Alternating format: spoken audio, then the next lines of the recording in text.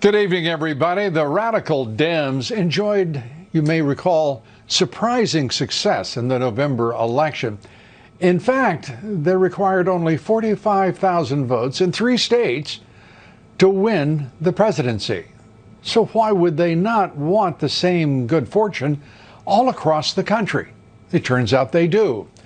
2 Oregon lawmakers, Senator Ron Wyden and Congressman Earl Blumenauer of Portland, Oregon, have introduced legislation so that the entire country could provide that good fortune to the Democrat Party. These 2 fine lawmakers from Oregon, where mail-in balloting has been such a success for some time, well, they want everyone to mail in their ballots, all registered voters, weeks before any election anywhere.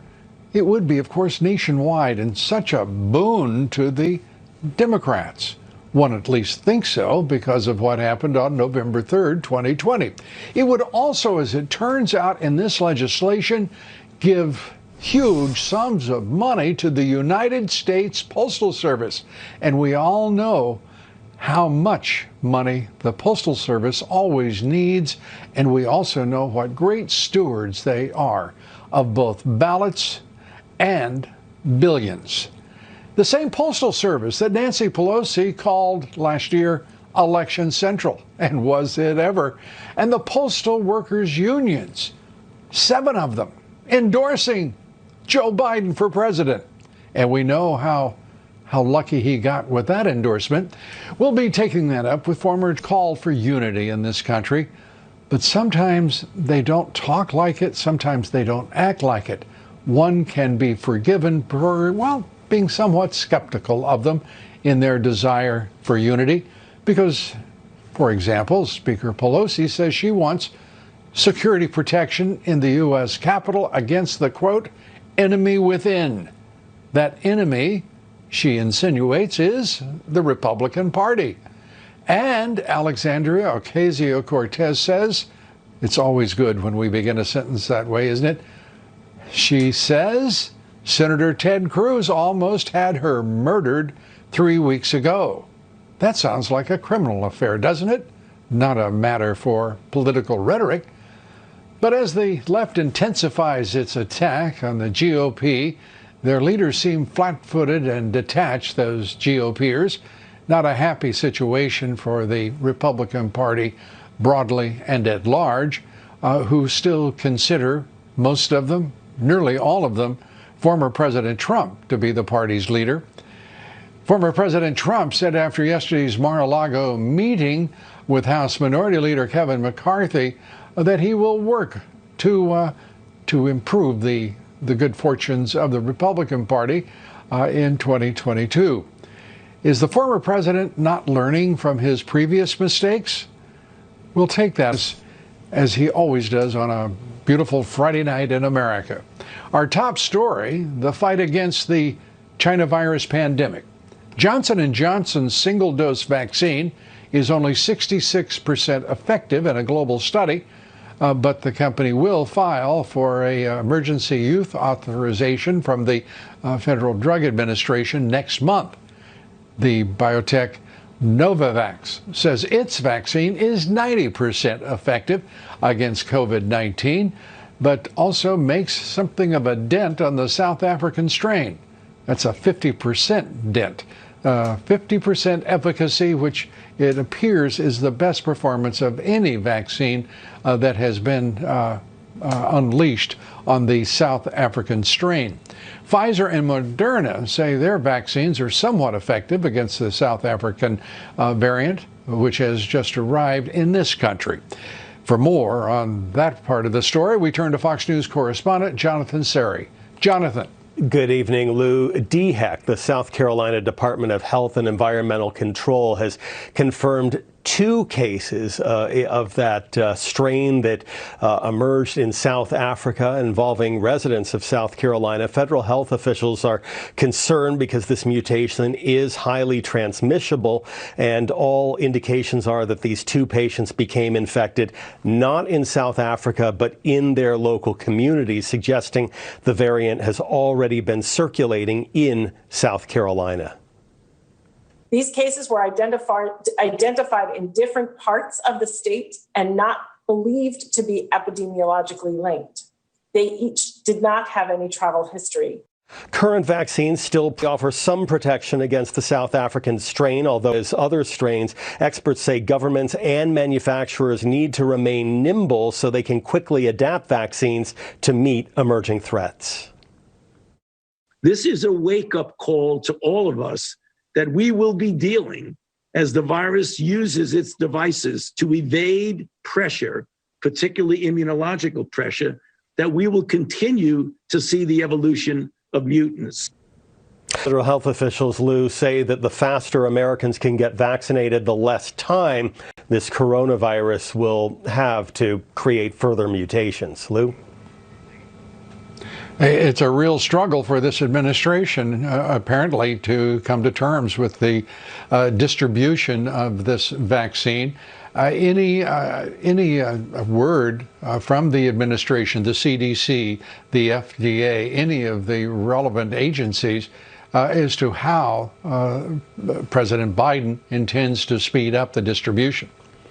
They are looking to ramp it up. The problem right now is the supply, but they say that the companies are able to create more and more vaccine. And so as we go into the spring, you're going to see the vaccine become available to more and more groups. But we may be getting closer to summer before it becomes available to everyone. They may open it up to all groups in April, but it may be the end of the summer before all Americans who want the vaccine are able to get it. Sobering news from the administration. Jonathan, thank you very much. Jonathan Sari reporting from Atlanta. Well, the South African strain, as well as the strains originating in the UK and Brazil, are more infectious, more resistant to the vaccine, and constantly mutating from the original strain. South Africa, linked one, has had at least 8. The Brazil-linked virus has had 20 mutations. The UK virus, that strain, has had 23 changes, and they are happening quicker and quicker. Well, now to the latest on rigging in the stock markets and the internet brokerages that have decided they will decide just who are the winners and who are the losers. Texas Attorney General Ken Paxton says he's investigating Robinhood, Discord, Citadel hedge fund, and other companies that have suspended stock trading and investing. At least 2 class action lawsuits have been filed against Robinhood. Robinhood allowed some trading of GameStop and AMC as they lifted their restrictions. No new limits on trading in heavily shorted stocks as of right now from the policies this morning. But the SEC and the White House have been absolutely silent about these companies, these firms, and those changing the rules on Wall Street to benefit hedge funds and the big players. Edward Lawrence has more on the story for us from Washington. Ed. Hey, Lou. Yeah, what we're seeing is this app at the center of the war, the battle between Wall Street and Main Street here. Robinhood bills itself as a free trading app, is being used by thousands of small investors to bid up the stock price on stocks that Wall Street shorts. Now, by doing this, the small investor has caused billions of dollars in losses this week for those hedge funds. Now, yesterday, as you said, the app halted trading on stocks like GameStop. The Robinhood said that it needed to do that to raise money for collateral to handle the volume of trades, and they did in fact raise $1 billion. Now, as you said, the Texas Attorney General has opened an investigation. Lawmakers on Capitol Hill are also looking into this, as well as regulators. The SEC says they're watching this closely in a rare statement. They did say this in that statement.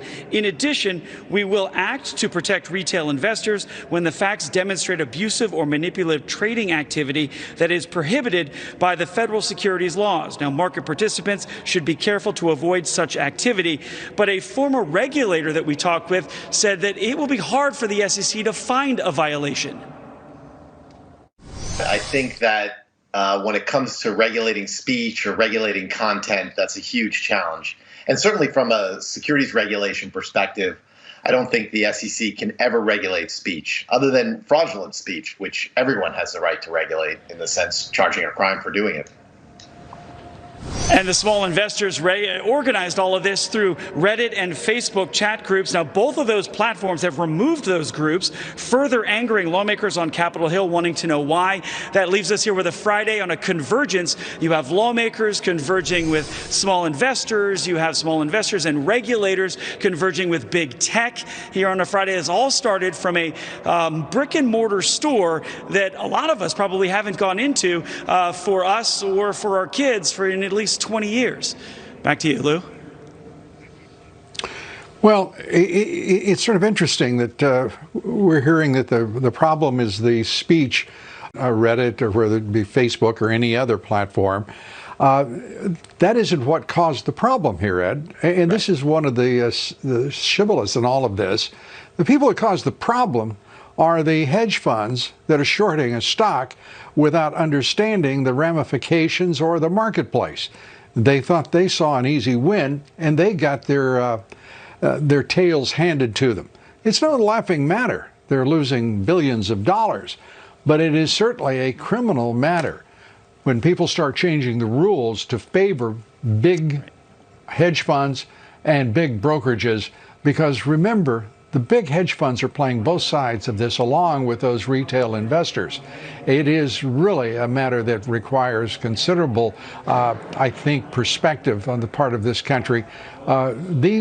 These folks outwitted the short sellers. Short sellers are they're a stinky bunch to begin with. I've heard all of the nonsense about how important short sellers are. That's balderdash, and everybody knows it. It's a way for the brokerages, the hedge funds, to play the game up and down as the prices move across these markets. It's an outrage, and Robinhood should be held to account as all the other brokerages, even those connected to a major hedge fund, especially perhaps, don't you think? Yeah, and it's interesting, Lou, that when Robinhood paused yesterday on their halted trading on those certain stocks, some of the hedge funds were able to cover some of their losses because the stock did fall then as those small investors couldn't buy onto it. And that's been the argument from a small investor, or from people supporting those small investors, that here we have the herd basically outsmarted Wall Street, and they're unhappy about it, so they're trying to change the rules in the middle of all this happening. Yeah, the herd. I don't like that name. You know, a lot of smart, principally young investors who care about certain things like the gaming stocks and shops that peopled their earlier youth. I admire that. And when you go up against a short, in my opinion, you're on the right side of that deal. So we're gonna see what's going to happen. And by the way, there is the little matter of Robinhood, according to reporting in Vice, selling its trades, the internal trades, to those hedge funds, so they are getting an advantage both in time and data to move the market in their direction. That, to me, is something the SEC might want to consider looking into, and there should be severe consequences for all involved in that little game. Ed Lawrence, it's a complicated story, a fascinating story, and man, it's good to see the so-called little guys winning. Thanks so much. Appreciate it. Ed Lawrence. Up next, the Dems are recruiting. Well, I'm pleased to say that Mark Meadows is joining us tonight, our special guest this evening, the former White House Chief of Staff to President Trump, a great American, and it's a delight to see you, Mark, and know that you're at least getting a little bit of a breather here to recollect and drive that well-known energy of yours forward to your next project, which brings us to the subject, what's next? Well, I'm going to stay in the fight. I can tell you I've joined as senior partner for the Conservative Partnership Institute, and actually that's a networking hub that brings conservatives together along with conservative members to stay in the fight. They were a critical part of the impeachment battle. When the first impeachment happened, they were front and center during the confirmation of Amy Coney Barrett. And right now, you've mentioned it, we've got a fight on our hands. It's not just the impeachment that is going on, this farce that is going on in the Senate coming up here in a week or so, but it's also a fight on amnesty, big tech. We're going to be front and center, and I look forward to re-engaging on behalf of the America First agenda and carrying on some of those great policies that the 45th president was able to accomplish over the last 4 years. Yeah, it strikes me that if the Republican Party did not have the Trump first, America First policies in all areas, foreign policy, domestic, the Republican Party wouldn't be standing for much. It's really stunning, I think, when we all step back, take a breath, to see that the Mitch McConnells, the Kevin McCarthys, they are frankly not up to snuff. These are not leaders. They may be managers of money, fundraising, trying to pick winners and losers amongst a host of candidates, whether it's the House or the Senate. They're not doing very much for the American people. That seems to me to be a fight well worth having now, to bring in a new generation of leaders, including Ronna McDaniel at the RNC. She lost her way, and the Republican Party lost the presidency and control of the Senate. Well, the American people, Lou, are not going to be fooled, and I can tell you, having campaigned with the president and gone to a number of rallies all over the country, when you see the kind of energy that is out there, and it's not just your typical Republican voter. I mean, we had union employees, we had lifelong Democrats who said the President Trump represented really what it was all about, which was actually putting America first, putting the forgotten man and woman first, but also making sure that he shakes things up. And I've never seen an endorsement matter so much as President Trump's endorsement. And so when you look at the support that we have in the House and the fact that we're very close to retaking the House, that's due in large part to the tireless work that President Trump put forth, making sure that they got elected. Absolutely. And I've never seen a president whose endorsement mattered more in terms of results, nor have I seen more recipients of such an endorsement be less grateful and, in point of fact, be, peevish and petty and vindictive against a man they obviously are jealous of and who they fear mightily for his influence among the base, some 75 million people. It's pitiful to watch what happens to Mitch McConnell's face when he hears the name Trump. Now the issue of the impeachment, the silly, you called it a farce, I call it just the latest from the party of hate, which the Democrats have become. Now they're talking about censure because they realize after Rand Paul called for the vote that they haven't got any, they're not even close to having enough people to impeach this president, obviously, because there's nothing, he did nothing. So censure, are you kidding me? Yeah. Conservatives and Republicans, and stop that as well. I mean, that's just ignorance. Well, we're going to stop it. Not only will we stop it on Capitol Hill, but we'll stop it across America. You mentioned 75 million people. Listen, they haven't forgotten their president, and candidly, they will make sure that their members of Congress see the light. And if they don't, they'll make them feel the heat. And I can tell you this, that some of those members of Congress that voted for impeachment in the House, they already see the kind of backlash that they're getting back home. It may have made them a hero in Washington, D.C., but it made them a skunk back home in their districts. And so it's really critical that we go ahead and get this beyond. Listen, the president is a private citizen right now, and we're going through talking about censure and impeachment when we really need to be talking about how do we create jobs? How do we fight big tech? How do we make sure that amnesty is not the new flavor of the month coming out of this new administration? You know, one thing that's been lacking, and I applaud your efforts to bring everybody together on the right and to focus on it. But those people who voted for impeachment, they also should be a prime target for removal from office. They should be primaried, and every effort brought to bear to get them out of the party. Don't you agree? I mean, this is a fight worth having. Republicans, we watched this president get frustrated as much by the rhinos in both the Senate and the House as he was by the radical Dems who were bloodthirsty lowlifes.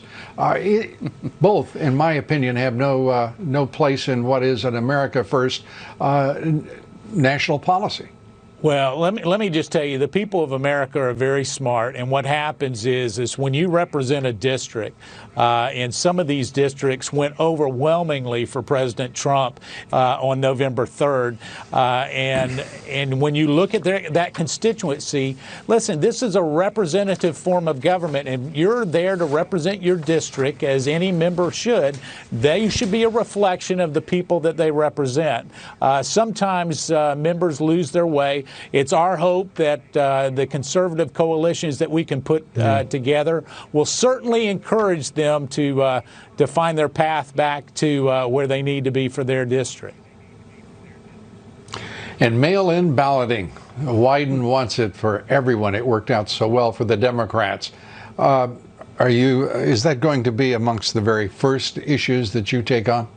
Well, it is. Election integrity, listen, we've got to do something about that. I can tell you that the Democrats believe that they used the COVID pandemic as a way to actually find a way to manipulate. So that's what we're going to do, is work on that right away. Good.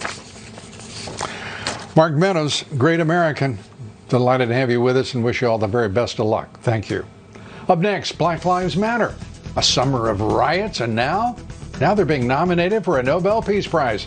Figure that one out. Civil rights attorney Leo Terrell will do just that for us. After this quick break, stay with us. We'll be right back. Leo Terrell, civil rights lawyer, staunch supporter of former President Trump, also a Fox Business contributor. Leo, good to have you with us. Let's start with a Nobel Peace Prize for Black Lives Matter. So says a Norwegian advocate for Black Lives Matter. He loves the way the message of peace and hope that the Black Lives Matter group has created and spread around the world. Lou, I'm insulted by the even notion of a nomination of Black Lives Matter. Let me be clear. I don't support Black Lives. Black Lives Matter is a terrorist organization in this country. If the people in Stockholm needs to see some videotape, I would represent and submit the summer of 2020 in Chicago, in Portland, in Seattle, where Black Lives Matter terrorized, burned, looted cities in democratic cities throughout this country. It's insulting to the intelligence of any civil rights organization and to the term peaceful protest. I find it insulting for this terrorist organization to be nominated. Well, there are more insults flying emanating from Washington, D.C. Speaker Pelosi talking about the enemy within, suddenly and insinuating clearly that those are Republican enemies. What do you make of her? And what do you think the Republican Party should do in response? Well, two things. First of all, with Pelosi, a hypocrite, a person who looks and focuses on the Capitol riots and will not look at what's going on in the Northwest, in Portland and Seattle, will not look at left-wing extremist groups. She cannot utter the word Antifa or Black Lives Matter destroying cities throughout the country. Joe Biden, I've been waiting for him to condemn the ongoing terrorism, Lou, in the Northwest. He refused because the left-wing terrorist represents the base of the Democratic Party. I heard your excellent interview with Mark Meadows. He's a Trump patriot. What's going on with these rhinos in Washington, D.C., where they have basically appeased these Democrats in order to be liked, is insulting. Mitch McConnell, Kevin McCarthy do not represent Trump Republicans. It insults the Republican Party. And the D.C. police, suddenly we don't hear anything about defunding the police from the left. That we heard nothing but, it seemed, for months and months last year, from the spring of 2020 to the election. We don't hear anything about it, Leo. Isn't that an interesting change of direction? We don't see all of this broad swath of rioting and looting and vandalism and violence that the left brought us on the streets of democratically led cities. Just in it seems to be the favored locale is Portland and Seattle. What do you make of their sudden timidity? I'll tell you right now, Lou, isn't it amazing that the Democrats want to keep 5,000 National Guard troops in Washington, D.C., sort of remind people that we need these troops there. I tell you right now, those National Guard troops are being used as props only, because they're not needed there. If you're going to use the National Guard, send them to Portland and Seattle if you want to really stop the problem. But they won't do that, Lou, because those are left-wing terrorists, which supports the socialists, the AOCs, the left wing of the Democratic Party. And Nancy Pelosi and Joe Biden are afraid of their left wing, and that's why you have this total chaos going on with these ridiculous executive orders being signed by Joe Biden. Leo, great to have you with us. Good to see you. See you soon. Leo Terrell. Up next, the deep state who spied on former President Trump and his campaign and his administration, escaping all forms of accounting and punishment. We take that up and more with former Trump campaign manager Corey Lewandowski here next. Stay with us.